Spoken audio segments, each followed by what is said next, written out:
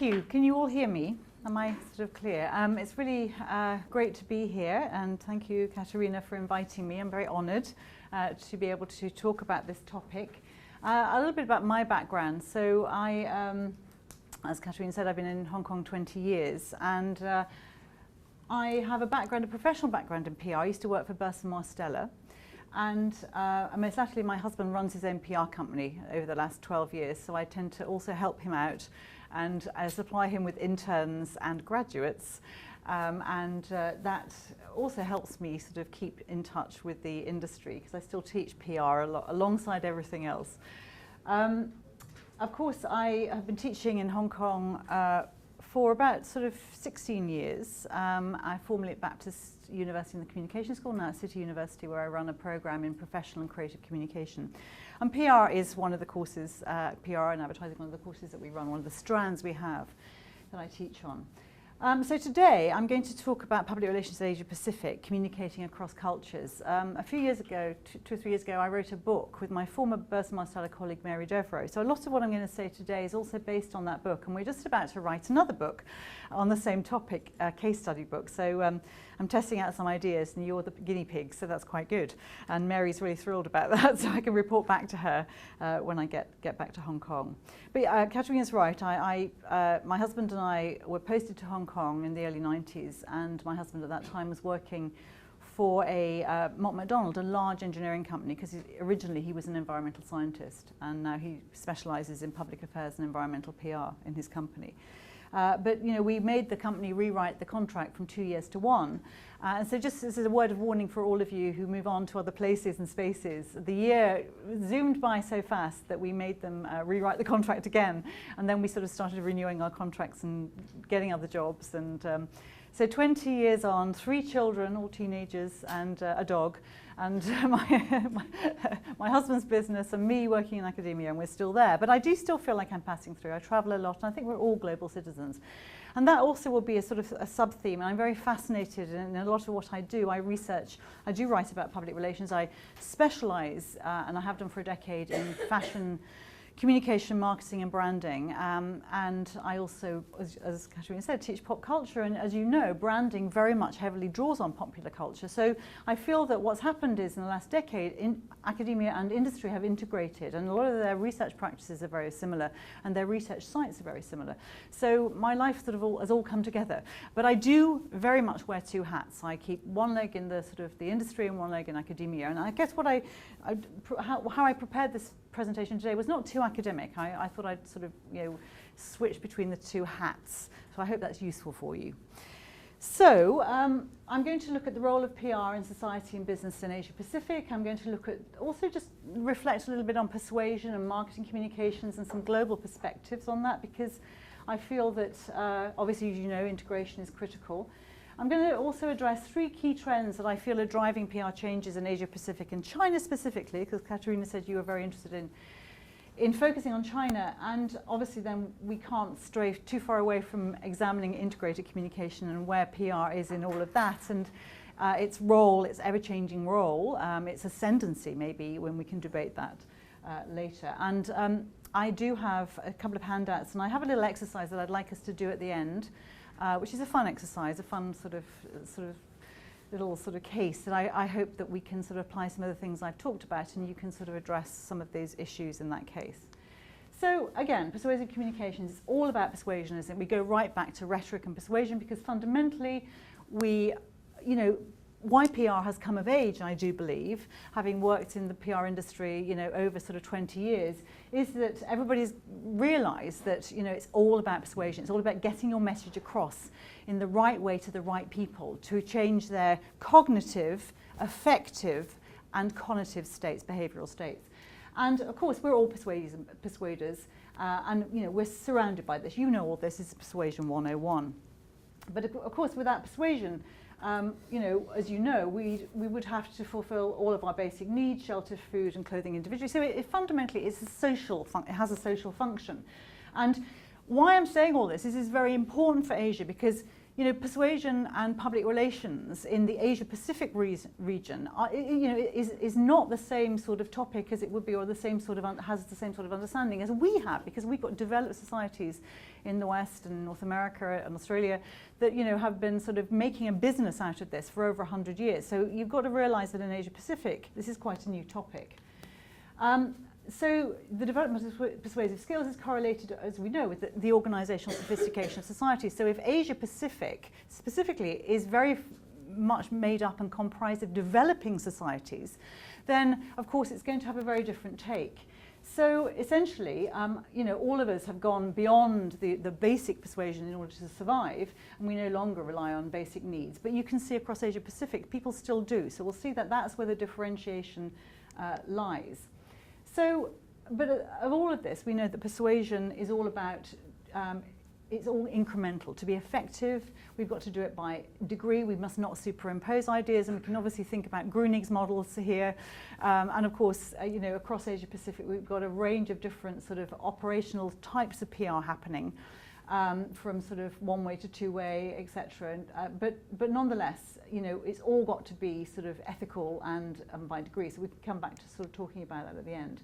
Of course, we're still going to use logical appeals, and what we're finding in Asia-Pacific is the logical appeals very much work, whether we're talking about logical appeals in our key PR messages or our advertising messages, because facts and figures are very sort of tangible, but also emotional. We're seeing an increase in the use of emotional appeals used in public relations messaging and advertising messaging, particularly in countries like China, which I think we can no longer say are developing, but are developing stroke developed. So again, I'm going to come back to this. And of course, we know that PR is now part of all of this, part of advertising and direct marketing and sales promotion. But what I want to say is, our PR should not be propaganda or spin. And I know, again, I'm sure you've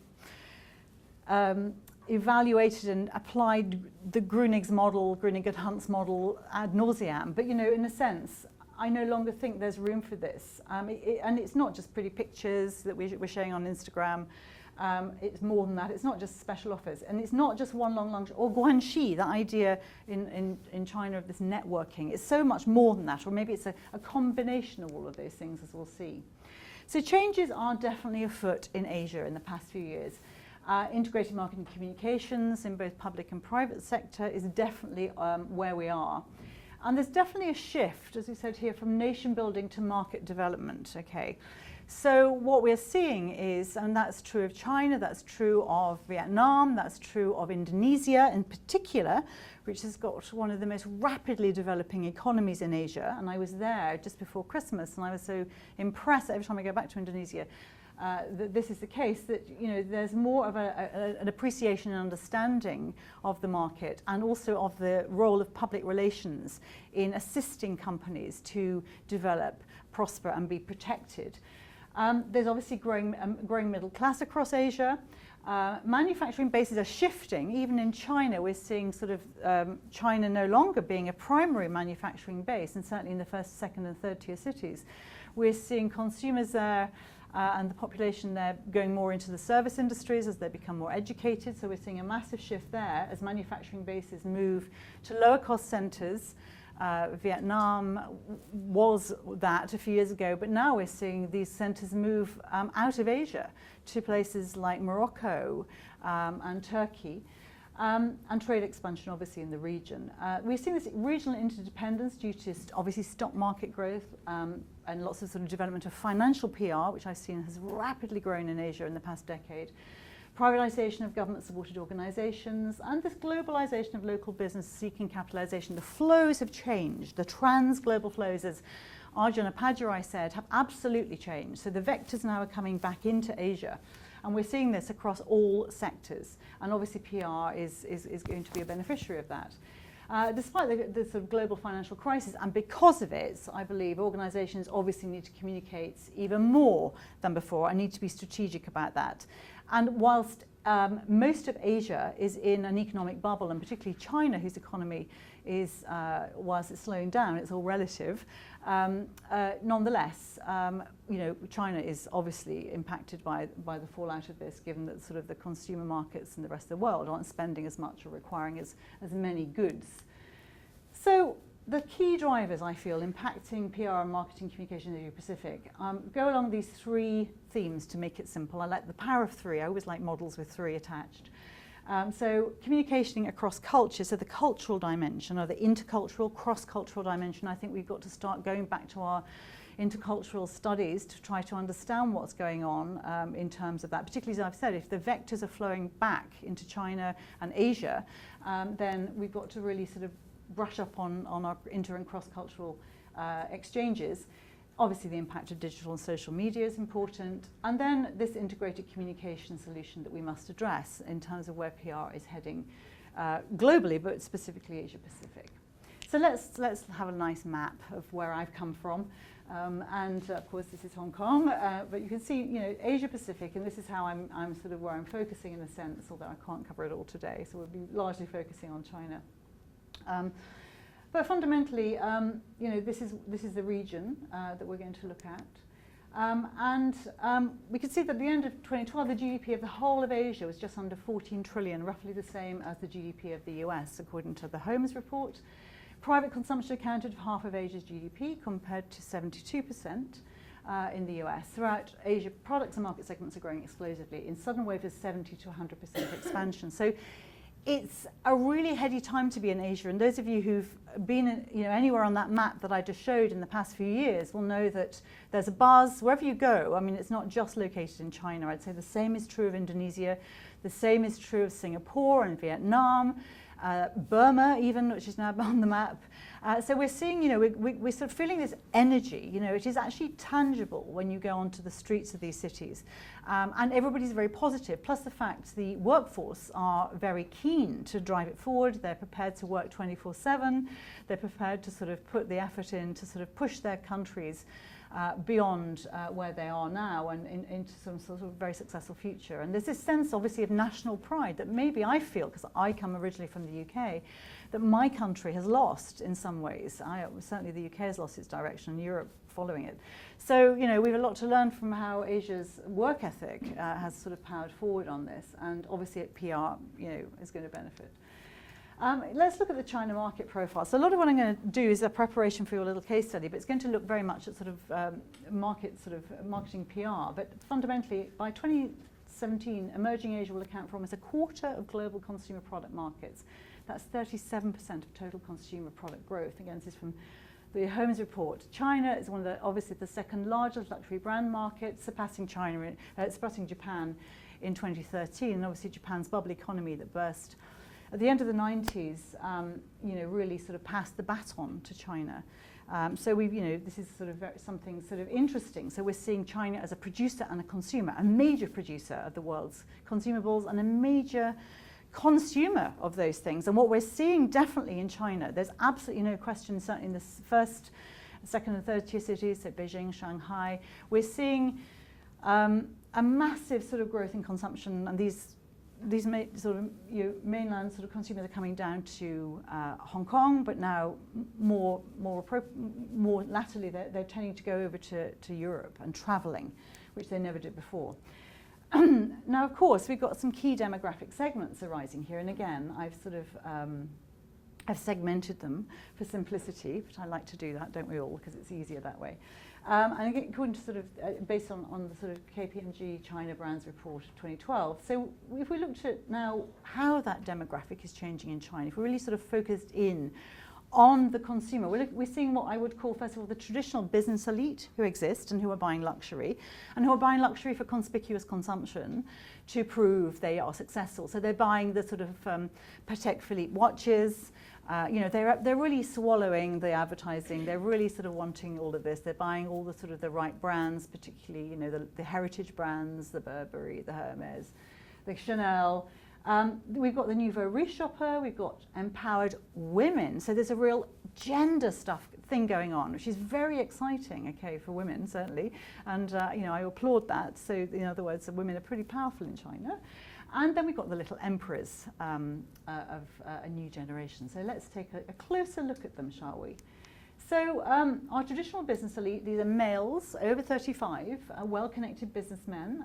They're experienced consumers with sophisticated tastes. Lastly, have developed a taste for wine and cigars and the good life, okay, because they've got money to spend and they are going to spend it on conspicuous consumption, as I said. They demand value for money, so they want quality, and they indulge themselves and their family and often travel. So these are sort of the high rollers, really, and we're seeing them around the world. I've just come back from London, and I certainly saw them shopping in Oxford Street in Selfridges. You know, good for them is what I say. You see them on the streets of Milan, etc. And their whole family is with them, and they're all beautifully dressed, and they behave impeccably, and they are loving the life that they have deserved through hard work. Then we have the nouveau riche, the new consumer. This could be somebody who's been a celebrity or an entrepreneur, possibly even a blogger.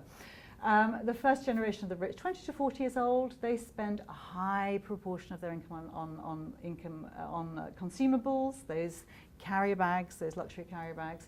They're educated and they want authentic brands, not fakes. Then we've got the empowered women, professional business women. These are independent, maybe wives, 35 plus. They're economically independent. They're sophisticated, intuitive, and know what they want and where to shop. Then we've got the little emperors. They are very brand conscious. These are the teens to the early 20s. They live in the urban cities, first and second tier cities, usually in China. Over half of the family income is spent on them. They're brand savvy and demanding. And what's interesting about this demographic is that they are actually wanting not just to buy global products, but to buy more local China products. So Li Ning, which is a training shoe sneaker brand, a homegrown China brand, which is the ad this is the ad from the Li Ning brand. They're supporting brands like that, okay, like Bosiding, and so they're supporting not exclusively, because they'll mix and match that with Nike, but they are wanting, also they're looking homegrown as well. So we've got that to look at as well, these major China brands that are starting to emerge. A lot of them like Li Ning, and I don't have any sort of on my slide, but Li Ning's, if you look at L-I-N-I-N-G, you'll look at that sneaker brand and you'll see that the logo is very like Nike. Instead of a swoosh, it's like a red sort of wave. You know, so imitation, the best form of flattery, but that's what they're doing. So watch out for that. And then the generation differences. Let us not forget the grey dollar, because 11% of the Chinese population are over 60, and it's a big population, remember. 143 million elderly with purchasing power. Hard work and plain living, because they're from an older generation, they come into money, they save, they're prudent consumption, okay, very much being targeted by insurance companies, banking companies. Again, PR has a big role here to understand these people. And then Gen X and Y, bless. They spend and they don't save. They buy to reward their success. Again, conspicuous consumption is a token of their acquired wealth. Gift giving, and this is a big issue in China at the moment. The current president of China has cracked down on gift giving, seeing it as a form of bribery. It's caused all sorts of waves. It's definitely dented luxury spend to some extent, but people are getting around it in their own little way. But nonetheless, it's an indication that the Chinese authorities are very much wanting to at least demonstrate in a sort of global PR way at the highest level that China is concerned about these issues and is on top of them and doesn't like the sort of notion of corruption sort of tarnishing the nation's identity and sort of, you know, rationale to do business. So 70% of Chinese consumers saw consumption as a way to demonstrate status and success, according to KPMG's luxury branding report, and 60% as a way to reward hard work. So you can see, again, we need to get into the psyche here to understand exactly what's going on in terms of those markets that we will be doing PR in. And it's very item driven. Consumers search for latest collections or products. So consumption in China tends to focus on personal accessories. Smaller items are justified as rewards or gifts. You know, handbags, luxury bags, bags are given as gifts. And of course, the government are very concerned about this as a form of bribery, or watches. Anyway, so it's it's interesting because we can compare that to our own developed markets, where consumers seek experiences or products that are linked to more individual tastes. So we've still got the domination of the brand, essentially, that the Chinese consumer maybe needs to sort of be led by at the moment. So what we can see from this, if we look at the sort of the cross-cultural perspectives. So obviously one-size-fits-all mentality won't work globally, let alone across the differing markets in Asia. So I've just focused there on China, and they obviously are quite different, because behind them we've got nations such as Indonesia and Vietnam, for example, that are not quite as developed, but will mimic China in 5 to 10 years. So we've sort of got blueprints in terms of how this is going to go. Now, of course, all of us are searching to fulfill goals, dreams and desires, as I said at the beginning, and we've used persuasion to do that. Very effectively we've used that in developed countries. We've used our advertising, we've used our sort of promotional messages and campaigns to sort of push products and services that do this, and we still do it, obviously. In Western culture, clearly, we claim that the individual's needs of power, success and self-fulfillment are dominant. In the Asian context, we have more social sort of affiliation, a more social affiliation focus. People still are part of an extended family. They tend to sort of, as I said before, they tend to look at the nation again as part of their family. They like to find their place in society. It's a very different way of looking at life ideologically. And status obviously is very compelling. So many Asian societies are very hierarchical, as many Asian workplaces are. Okay, so Chinese management, classical Chinese management, which prevails in most Chinese companies, is very hierarchical, top-down. Okay, the same would be true in Korea as well. So that's a common theme across Asia.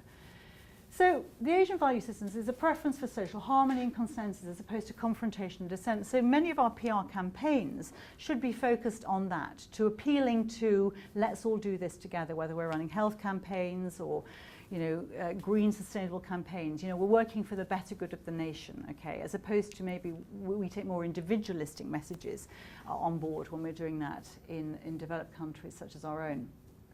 There is a concern with socioeconomic well-being instead of civil liberties and human rights, I'm afraid. When I first went to Hong Kong, I was sort of a bit appalled that people weren't political. In fact, my students back in the 90s would say, we're not political, no, we're not interested in politics. And I couldn't engage them in political discussions, because it was very clear to me very quickly, when I got there, that as long as people were making money and were left to prosper, they were fine. They didn't really question what their government was doing. I still feel that's the same in China, although things are changing, as we will see later. But it's still there, certainly in places like Indonesia, I'd say, as an example. There's obviously preference for welfare and for the collective well-being of the community over individual rights. So people tend to think as a community. So again, any PR campaigns must appeal in that sort of way. And also, if you're running brand campaigns, they've got to appeal to what everybody else, who's in the know is wearing or having or wanting. There's loyalty and respect towards forms of authority, including parent, teachers and government. And I have to say that is true. There's still a Confucian respect for anybody in authority. Certainly my life as a teacher in Hong Kong, and I know Katarina's taught there too, it's a sort of different relationship you have with the class until you decide to change it and tell them, we're not, let's break the boundaries down and call me Anne, don't call me Dr. Peirson-Smith. But they have trouble initially with that, less than they used to. Certainly my students in the 90s and early 2000s used to find that very problematic, and they insisted on calling me Dr. Peirson-Smith and insisted that I should wear suits for work because I was, I had to perform my role. It's a performance thing, but it's there. Collectivism and communitarianism over individualism and liberalism are the themes, the ideological themes that we're looking at in practice. And we do have authoritarian governments which have certain responsibilities as well as privileges, as opposed to liberal democracies.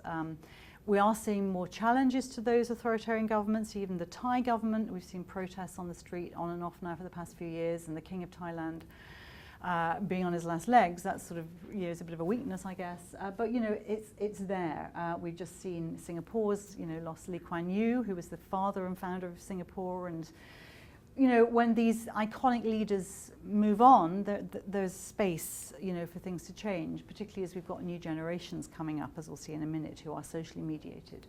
But nonetheless, these are what I would say are the differences and the cultural differences we must be mindful of when we're doing PR there.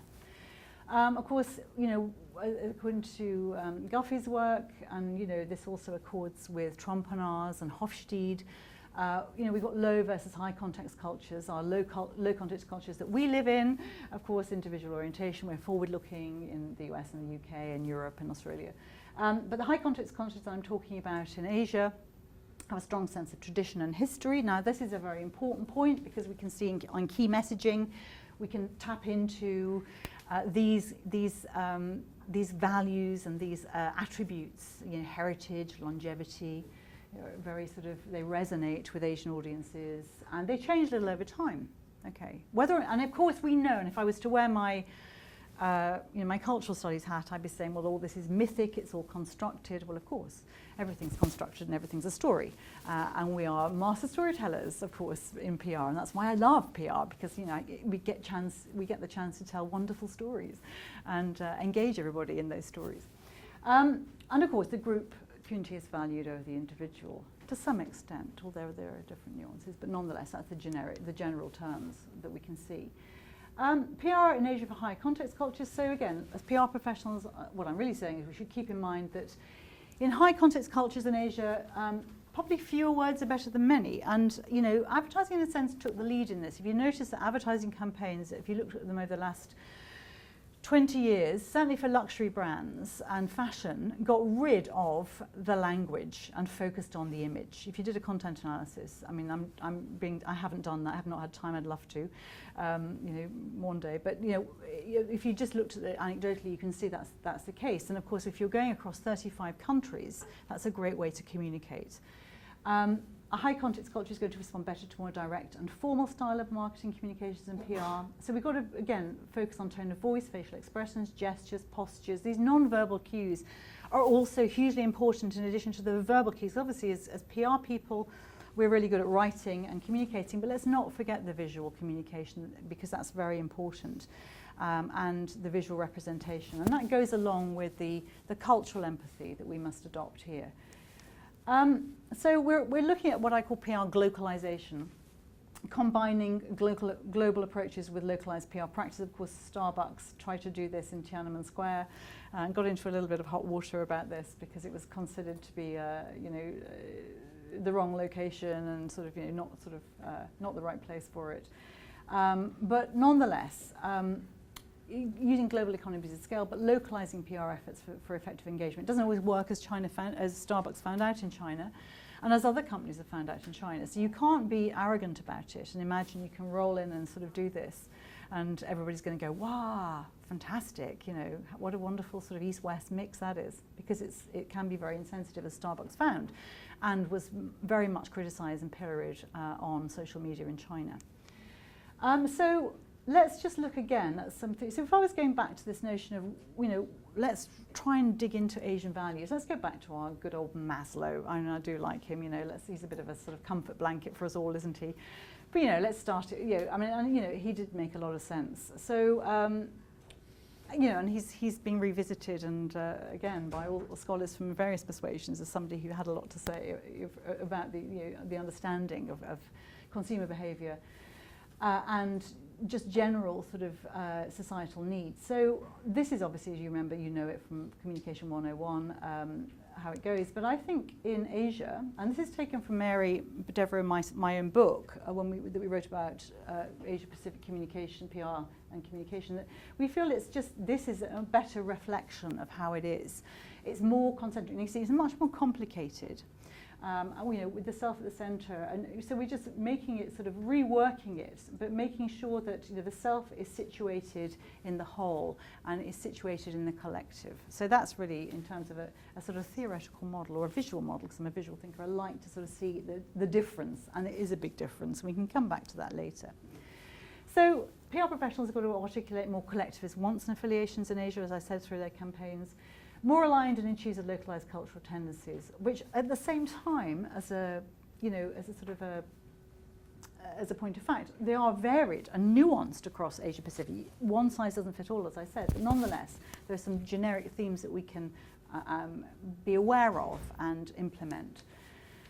So again, let's look at PR in China. Well, in some ways, I think it's more like promotions 20 years ago. More information needed in some ways, but also backed up by images and localized images as well. And focusing on features and benefits, still educating the consumer to some extent about the features and the benefits, what they're going to gain, what's in it for them. High levels of celebrity endorsement across Asia. This is true whether you're talking India, whether you're talking Thailand, whether you're talking China, celebrity, because we're back to that notion of Confucianism, celebrities are gods and goddesses, and all you have to do is get them on board, okay? And a lot of PR sort of campaigns at the moment, particularly sort of social issue campaigns for healthcare or sort of sustainability campaigns, are using celebrities to get the message across because they are so powerful. So the ads obviously still aspirational, I say, reflecting those glamorous lifestyles of those demographics I showed earlier, living the dream even if they can't, they all want to. Again, I said keep simple communication, deal with cultural complexity with simplicity, close the culture gap, demystify your communications and offerings and avoid ambiguity, and obviously you embed that with your cultural sensitivities. So let's move on now to the second point, which is the second theme of where PR is in Asia Pacific, and I think this is this seismic impact of digital and social media and mobile. And of course this is a global trend, but obviously let's look at it here. So of course it's offered us all more tools that we can ever have dreamed of. It's produced, it's evolved very quickly, and it's given us a set of challenges we haven't ever experienced before. And let's look at the tools and the impact. But first, let's just have a little reflection on this. And of course, this also reflects my time in Hong Kong as well. So, or even my time as a student, my life. In the early 80s, we were handwriting essays. Well, I certainly was in the mid 80s. We used to have sort of, pens, and we used to write sort of, oh yes, I think back, what slavish times they were for a student. You've no idea. Students today have it good, Anyway, by the mid-1990s, mid-1980s, sorry, there were fax machines emerged, and certainly when I started work at the end of the 80s for the Saatchi Group in London, actually, I was working in consultancy for them, in PR consultancy. We had fax machines. We used to wait by the fax machines for the client to send us, their sort of information. And of course, the joy of it was you could always claim, the fax machine didn't work, or when the client was waiting for sort of your immediate information, because nothing was ever immediate.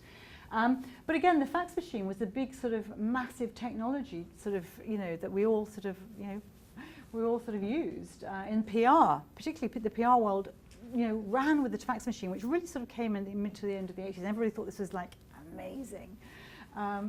Bless, it's like a sort of a dinosaur now.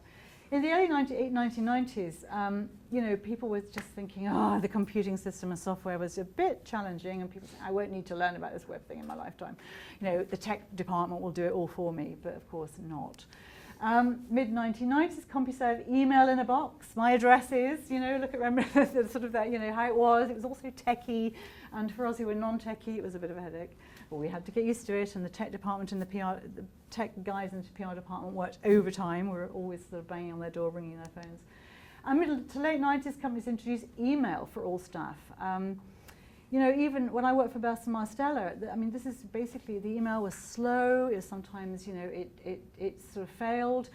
In addition to this, we were also starting to use teleconferencing, and that was, to use it no Skype. You had to basically book a room in in my case, in PCW, the telecommunication company. So when Peirson-Smith our team wanted to sort of Skype to connect up with our US team, we had to book a room, and invariably, of course, we had to do the night shift because it was, the US team always wanted to do the early morning.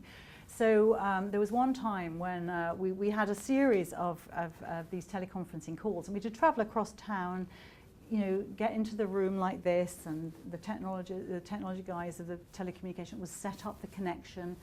And it would usually be about midnight by the time we got online to, our colleagues in the US. And so after about 6 sessions of this over 2 weeks, we decided on our last session to all wear pajamas, so they might get the point that we were really tired every time we did this. They didn't sort of see the funny side, but that's another story. And that's how it used to be. Anyway, so again, and now, of course, things have changed quite radically. Oh gosh, that's my Facebook page.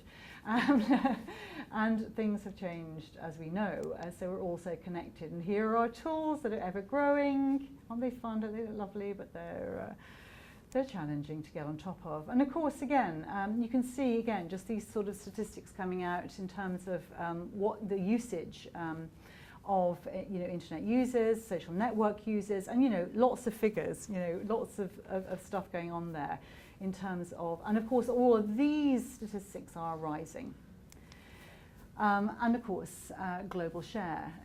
Again, you can sort of see that as, share of global mobile users in itself. And again, Hong Kong I think has the highest per capita mobile usage.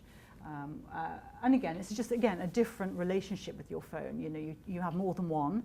You change it as soon as you can when the new one comes out. So, you know, for companies like Apple, this is glory days. And again, we just look at the engagement across digital media and what's going on from, you know, your sort of your owned media, your paid media, your social media, your earned media. And we've got to navigate all this, we've got to control all this. You know all this, you've been doing this, but I just wanted to remind you that, you know, this is what we're managing for our clients on top of everything else, and it's added another dimension. Of course, it's hugely exciting because PR people are so well primed to be doing this, but it adds another dimension to it. But you, again, are the generation to do this because this is like living and breathing to you. So again, we know this, social media, key promotional driver in Asia as well as everywhere else. It's home to 50% of the world's social media users and rising by the second. It's the way forward alongside PR, the PR effort. And of course, PR companies, particularly in Asia, now market themselves and promote themselves and present themselves to clients as a one-stop communication shop with this at the top of the list.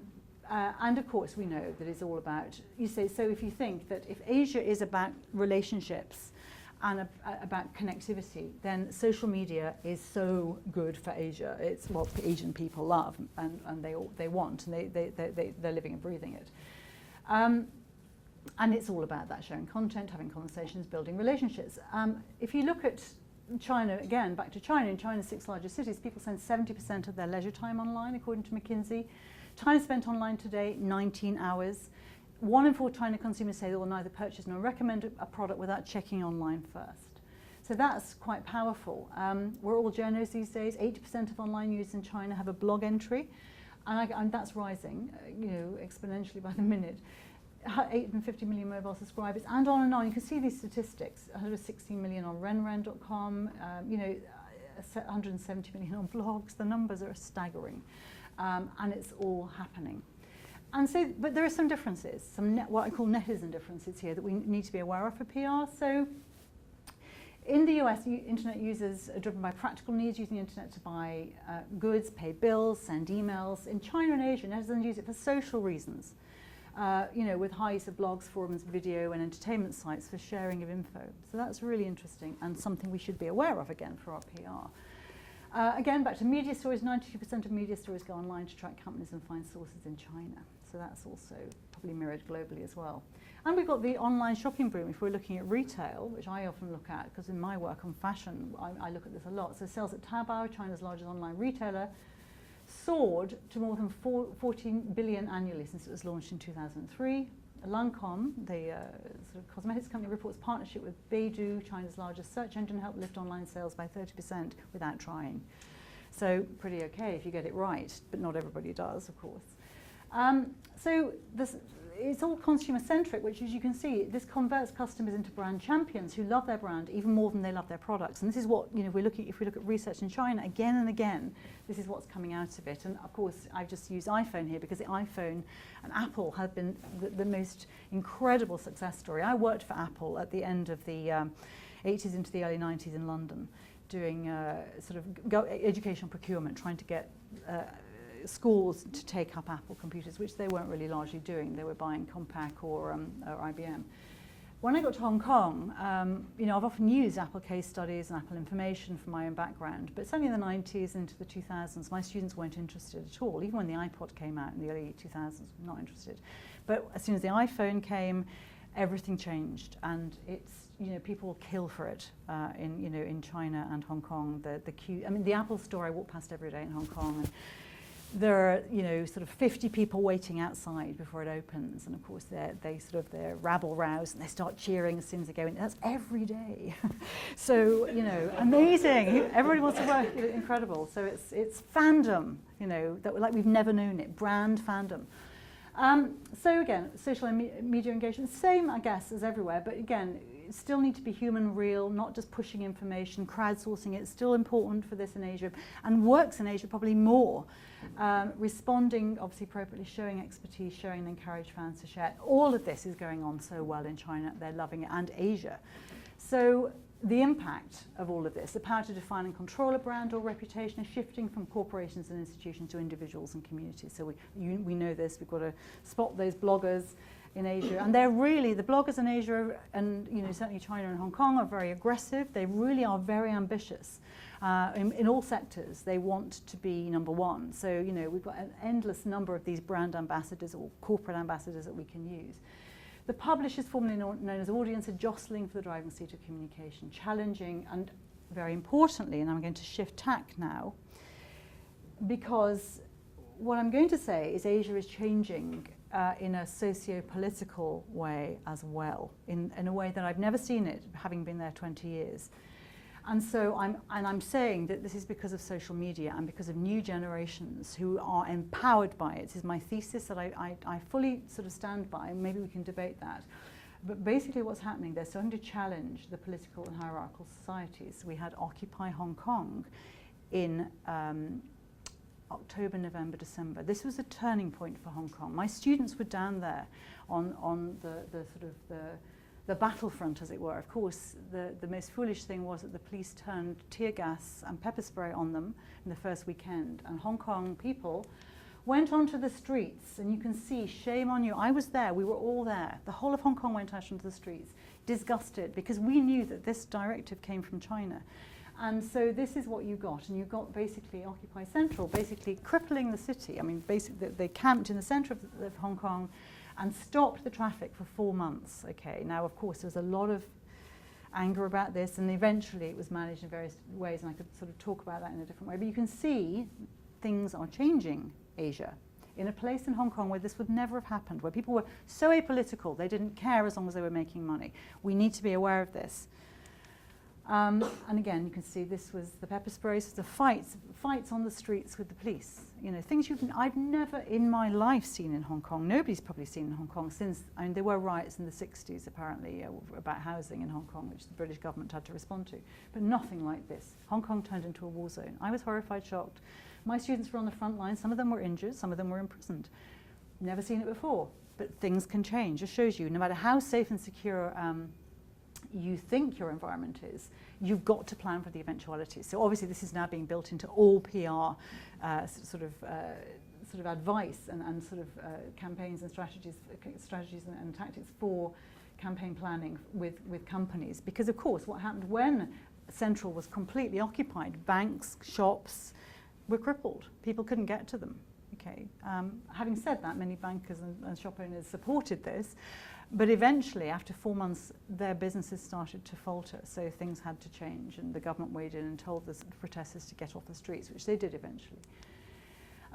So again, and you can see again, this is just a response to, a political response to the fact that the whole debate was about the fact that China has refused Hong Kong the democratic right to elect its leader, which it promised Chris Patten at the handover in 1997 would happen in 2018, which they've said is not going to happen. The new Premier of China said no.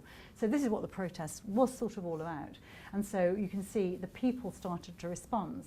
So you can now see people having a political stance, making a political stance, and trying to say, if the government proposals cannot satisfy international standards, allowing genuine choice for electors, we should veto it. We should stop this. So you can see suddenly Hong Kong's got political. This is going to change a lot of things, for a place that's, is seen as the east-west capital of the world, sort of the place where there's a high stability, Asian financial centre, things have changed. And again, so it's not just in the US and Europe that this is happening, this is Hong Kong. And also Thailand, Bangkok had a similar sort of scenario as well. Also, as you know, the Arab Spring, which is sort of, in Egypt, was all very much part of that sort of same wave and fueled by social media. This was also quite interesting as well. This was a real sort of PR sort of scenario with Dolce & Gabbana. About 2 years ago, Dolce & Gabbana in Hong Kong basically stopped 2 Hong Kong citizens taking photographs of its shop windows. It was Christmas time, the shop windows were really lovely. They were just taking photos. The security guards rushed out and slammed the camera out of their hand and said, "Stop." And they were like, "Why?" And they said, "Not allowed." So this couple went to the Apple Daily, which is a mass circulation newspaper, and said, "Something weird's gone on. This is what Dolce & Gabbana, how terrible is that?" And so Apple Daily, the newspaper, got back to the store, and the store said, it's because it's copyright. But the Hong Kong couple said, "Well, we saw, there were lots of other people taking photos. Why us?" It transpired that inside the shop were a group of mainland officials buying lots of luxury goods, and they didn't want to be photographed. So this whole thing emerged into a massive protest, and D&G were nearly ousted from Hong Kong. Although they didn't. They stood firm, to be honest. They didn't comment for over a week. So in terms of crisis management, it was badly handled. But you know Dolce & Gabbana, and they've just been in the news again for their sort of their arrogant comments, and they don't really care. And maybe that's part of their sort of PR strategy, to sort of be controversial. But you can see sort of this happened here. And then it led to other shops saying, "You're all welcome to take photos." Everybody was putting posters in their windows saying, "Take photos, take photos." Good PR opportunities. So PR strategy in China, what are the crises and opportunities? Well, let's look at 2008. So in 2008, we had the Olympics. And this was a big thing for China, a big PR coup. It highlighted, however, the complexity that faces PR professionals there. Obviously, we had a lot of open investment pre-games that the PRC government facilitated. So everybody wanted to get in and do business in China. And, the major brands, obviously, like Nike, were sort of the sponsors of the event. So some big players had big sort of stakes there. It also highlighted the progress of China's reform and opening up policy to the world. And China's re-emergence as a global power was really sort of premised on the winning of this Olympic bid. But the challenges were there as well, PR-wise. It was also an opportunity for groups outside of China to advance messages on human rights issues, which they did, like Amnesty International, about Tibet, and about the environment, sort of the pollution. So you had a lot of sort of, NGOs and sort of pressure groups going global on this, online and in the media. They were silenced by the PR government, who controlled the internet, of course, as you know, which, as Google has found to its cost. And the PR government then also, what they did, communicated internally to their populace that outside forces, in the same way they said the same thing, by the way, about Occupy Central, that it was all about outside forces attacking China in a moment of glory, hindering the economic progress, causing nationalistic, and this really caused nationalistic resentment, particularly amongst the youth. So if you went onto any social media sites, there was a lot of sort of global sentiment about this sort of these groups, almost sort of trying to sort of protect the Olympic profile. But then something else happened. So we had the Olympics, and then 3 months before the Olympics, we had an earthquake. Okay, and let's just look at what happened. So there's an earthquake in Sichuan. A national crisis was declared by the central government. It was a big earthquake, big loss of life, big damage. The nation almost went to pieces. I mean, I think it was sort of very much on an emotional wave, because it was just about to have the Olympics. But it was, sort of, an interesting time. The NGO voices then quite rightly stopped, so Amnesty, etc., sort of pulled back and stopped criticising China, because it was a shocking, sort of national tragedy. And the nationalist sentiment within the country, plus anguish and grief for the victims, then started to refocus, not on the NGOs, but on foreign companies in China who'd gone in there, who were operating there anyway, but also gone in to make the most of the Olympics. So the netizens in China swamped internet blogs, text messaging portals, deriding foreign companies, calling them the iron roosters, who were enjoying business success in China but ignoring the plight of the victims and taking advantage of China. It got very ugly online. Most multinational companies, however, actually had donated money, resources and services to help out with the earthquake, but not wishing to be opportunistic, had taken a very low-key approach and didn't sort of publicise their involvement. It sort of meant that they missed an opportunity. They should have made more of it So what can we learn from this very quickly? Well, developing PR strategy in China should factor in, obviously, the local market. The response to disaster relief was relevant in Western culture, where, if there's a disaster, we send people in from our various countries and we don't brag about it. We just do it. But in China, during this time of national crisis, companies should, multinational, foreign companies, as they call them, should clearly and effectively have demonstrated what they were doing, probably, been more upfront, overt about it. And obviously new media and social networks have these unique characteristics that obviously we can't manage them, but we should be aware of them, and they weren't being managed very well. So again, faced with this crisis, foreign companies operating in China need to sort of be mindful of this complex web of stakeholders, and it is very complex, from the Central Communist Party, from the PRC government, from the local governments, the media, NGOs, netizens and consumers are hugely powerful and each influence the other.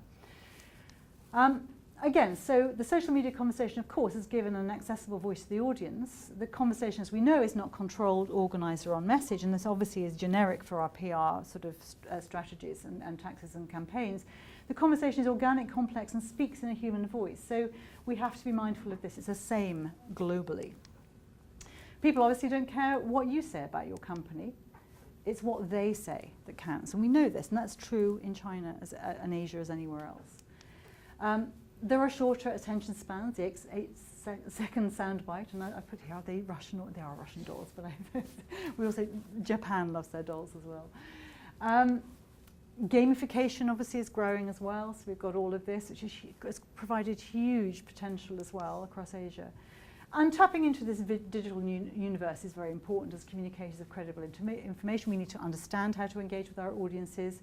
Our stakeholders, corporations and governments need to find entry points, obviously, at all these levels. And of course, like everywhere, these have to be authentic, credible and relevant. So nothing new, and nothing new in terms of what we do elsewhere. Communication tactics, as we know, are blending like never before. Again, from Snakes on a Plane, which was really popular in Hong Kong, by the way, which, as you know, I just put this up because it was really popular amongst my students. It became one of the most buzzed about films globally, including in Hong Kong. My students loved it. And again, it was based on fan-created art, a cast and crew reassembled to shoot footage, in part based on ideas from blogs and message boards.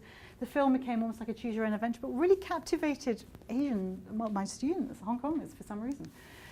Also, again, this blurring, this public relations or outdoor media. And you've probably sort of seen this. So this actually was in London, but this also was replicated in Hong Kong. In fact, so, the advertising team who did this brought it to Hong Kong. I'm trying to sort of see if I can click onto it, see if it works, just quickly. So yeah, so that's this blurring. Okay, and the PR team, there was a PR team involved in that as well. So it's integration. Again, the same as happened with the LV trunk that went around the world. We had it in Hong Kong, and this is a big PR coup. It was covered so much in Hong Kong, the biggest trunk ever created. LV did a party around it. Celebrities were invited. Everybody wanted to be part of it. Everybody wanted to be photographed in front of it. And this is a couple of years ago, so it's sort of pre-Instagram usage, but it was certainly Facebooked like mad. And then we had, of course, Fendi on the wall. Now, this is one of your handouts. And this is also taken from our PR book. This is the Fendi on the wall. Yes, that'd be great. Now again, I've got the sort of video of this, but I don't think it's going to work. But we can sort of look at it, and you can look at it. Let's look at it whilst we. So this was the Fendi fashion show, showcasing designer Karl Lagerfeld's Fall Winter 2007 collection on the Great Wall of China. So it's how to really find the ultimate PR location. If you're going to have a catwalk, I couldn't think of a better, longer, more impressive, impactful catwalk than the Great Wall of China. Could you? Of course, it cost 10 million to put on, but who cares, when you created such buzz, and it was so amazing. And it's still cited. Now, I put it in our PR book because I was so fascinated by it, and you can see a little bit about this. So I said, the longest catwalk in the world, the media outreach strategy, which was planned by Fleischmann Hillard, who were behind it, lucky for them, created the pre-event media bar, set up exclusive coverage by key media, managed image distribution, and post-event. So we can be playing this even though I'm afraid we won't hear any sound. And the sound's quite sort of impactful, as you can imagine. Let's see what happens. There it is. You can see it there. I'll just leave it up there like that. yeah, so to realise it, 400 international guests invited for a 5-day visit around the catwalks. You can see it's a big pre-event involving so much planning, a big, we're talking events management at its, I mean, it's so beautiful, right? I mean, it's incredible. It's stunning. It's the only luxury goods brand to ever have done that. But you can see all the people that were involved, BMW, Swire Group, Grand Hyatt. You know, it's a wonderful opportunity for leverage, for corporate leverage. And it won, you know, one of the Asia Pacific Awards in 2008, and I was actually on that judging panel. So, of course, it was like a no-brainer. This has to be, you know, an amazing award. But, you know, I just love the creativity of it. And if I haven't even time to talk about creativity in PR, but I, you know, do think that you know, even in Asia, we shouldn't be just rolling out boring old sort of cookie cutter stuff, imagining that the Asian audiences are not very sophisticated. In fact, quite the reverse. They almost expect this theatre and drama. And, you know, this is also when Richard Branson did something similar with when he launched the Virgin Atlantic direct flight between Shanghai and London. He did it not on the Great Wall, but he did a massive party in the centre of Shanghai, and, you know, sort of with a, you know, had a sort of huge sort of plane sort of, you know, sort of airlifted in to the centre on the Bund. And, you know, so similar stuff. So in a sense, of course, what you're getting is the capital flow, the money, the investment that facilitates this, because this is in, you know, where else, which other city could afford this? But, you know, here it is. So it's very impressive. You can look at that, and it's got a really sort of compelling soundtrack. Sorry, you can look at that in your own time. Oops. So let's get back to the show. Oops. Sorry. So just get back to my place. Oops, I think I've lost my. Oh, here it is. Yeah. So again, dispense of communicate operate at more strategic levels, dispensing with the line offering all forms of communication in a sustainable way. Who's going to come out on top is my final point. Greater challenge for PR, greater number of channels or tools at our fingertips is not a challenge, it's an opportunity. As you can see in Asia, we can take it to great heights. Looking at Fendi on the wall. What other communication industry trains every single individual to be all of these things? This is what you're being trained to be. You know, a business prospector, an ideator, a researcher, a presenter, a program planner, a firefighter. You're doing all this stuff. So the do's and don'ts, PR in China and possibly also Asia. Do understand the vertical power structures, local and central governments, develop a strategic and integrated approach, align your PR goals with objectives of the local government, Chinese or Thai or Indonesian. Be very mindful of all of that. So your PR public affairs team is going to work overtime. You map your, again, complex stakeholder webs, which are very similar. And, don't simplify that.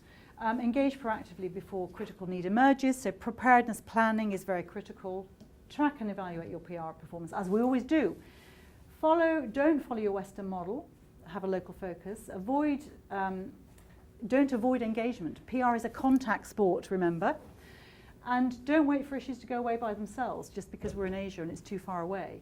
The social media response will spin out of control, as we saw with Occupy Central, as we saw with the Dolce & Gabbana case in Hong Kong. So when it comes to planning for the future, there are three kinds of people: those who let it happen, those who make it happen, and those who wonder what happened.